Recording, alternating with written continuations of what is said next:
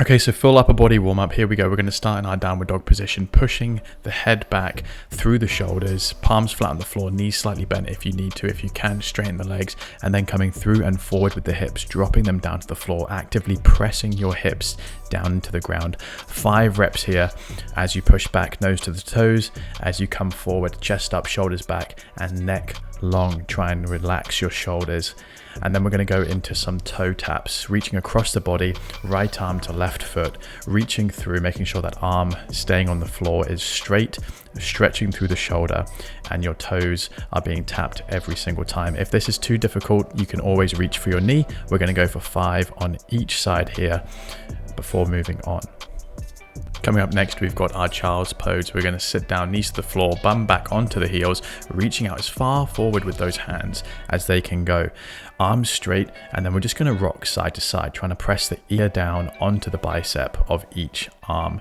Twisting to the left, twisting to the right. Really good loosener for the lower back here, as well as the shoulders and upper back. 5 on each side, and then bring your hands up to your fingertips, dropping your nose, but also the middle of your chest down towards the floor. We're going to do 5 pulses here. As you breathe in, raise up, and then as you drop down, breathe out and try and relax, pushing the center of your chest as close to the ground as you possibly can. Head through the shoulders, arms completely straight, fingertips nice and strong there with your hips above your knees. Then we're going to fall down, chest onto the floor into that scorpion pose. Start easy with this one. Hands below the shoulders, below the armpits. One arm completely straight, and then utilize the other arm down on the floor to press and twist your body further around. Don't worry too much about how high the heel goes, as long as you're getting a full twist and rotation through the spine, feeling a stretch in the shoulder of the arm out on the floor. Of course, to intensify this stretch, you can lift the hand up so it becomes level with the shoulder. However, to start and begin with, just aim to get the hand straight below the shoulder. You can see here I'm utilizing my flat arm on the floor to try and push around, actively pressing into the floor to try and further rotate my body and heel round to the opposite side. Then we're going to roll over onto the back seamlessly into that one knee up position, elbows locked in on the ground. You can look at how stable my upper body is here. My elbows are not moving, my shoulders are not lifting off the floor. We're going to rotate for 5 times with each side, aiming to get that knee as far down on the opposite side of the body as possible. You can be quite quick here and you might feel some clicks in the lower back. That is okay. That's exactly why we do it. Then we're going to use the hand, pin the knee down and rotate until that elbow hits the floor. Even if you can get the hand to hit the floor, that's fantastic, and try and rotate that knee as low as possible. You can see here as I switch sides, I'm really using my arm to anchor my knee down to the ground. I do not want that coming up as I rotate round. It's quite difficult to get your knee on the floor.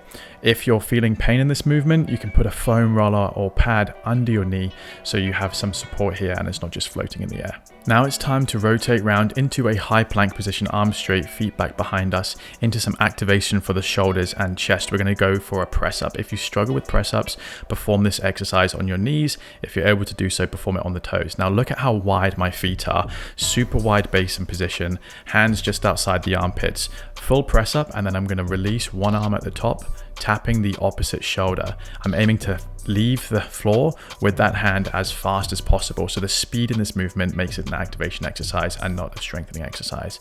Then I'm going to lie down, feet straight out behind me, arms completely straight in front of me, thumbs up. You're going to lift your heels and hands at the same time. This is a huge activation for the lower back here, aiming to get that chest off the floor, warm up those mid and lower back muscles for 5 reps here before stepping forward into a low lunge. Nice and easy, nice and comfortable, knee down on the ground. All I'm doing is pulsing. You can put the hands down on top of the knee here to try and push that knee further over the toe. But we're just going to aim to rock forward 5 times. Then, if you're able to do so, grab your back foot, pull your heel into your butt so you get a little bit of a hamstring stretch and a hip flexor stretch at the same time before switching sides. If you're not able to grab that foot, don't worry about it and just aim to get those hips down as far as possible before switching over to the other side. We're going to have the chest up, low lunge position, 5 pulses, and then either grab the foot or don't. Push the hips forward and a further 5 pulses. You can see how gentle I'm being. It's just enough movement to warm up the hips, and that is it. You guys are ready. Hope you enjoy your session.